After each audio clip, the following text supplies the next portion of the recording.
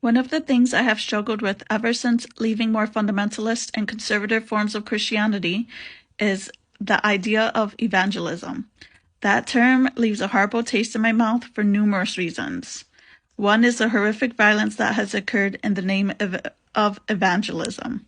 Chattel slavery, imperialism, genocide were all justified under the guise of spreading the gospel.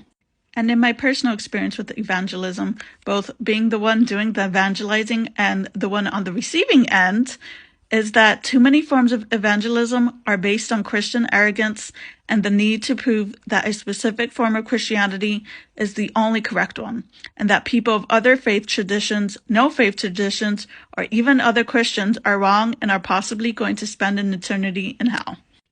And in that framework, many Christians interpret this passage as just another example of the importance of telling people why they are wrong.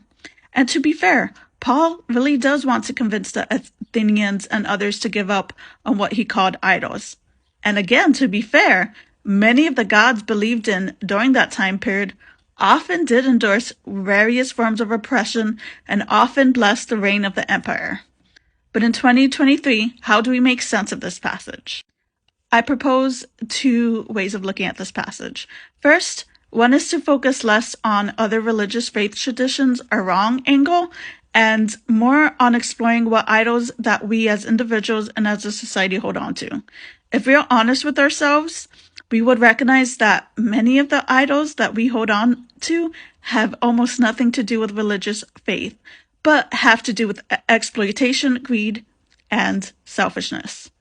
Americans in the 21st century, including Christians, often endorse systems that idolize money and guns as the end-all be-all. These are the false idols we need to be concerned about and speak out against.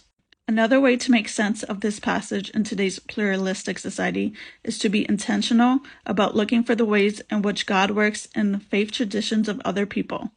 In this Acts passage, the Athenians had a marker to the unknown God, and Paul believed that he could tell them about this God. But what if we as Christians consider the idea that we don't know everything about God and how God acts in this world? What if we recognize that God is so much bigger than we can imagine? And what if we left open the possibility that God is also found in other faith traditions? As Christians in a pluralistic world, we don't need to give up on Jesus. We don't need to stop talking about our faith.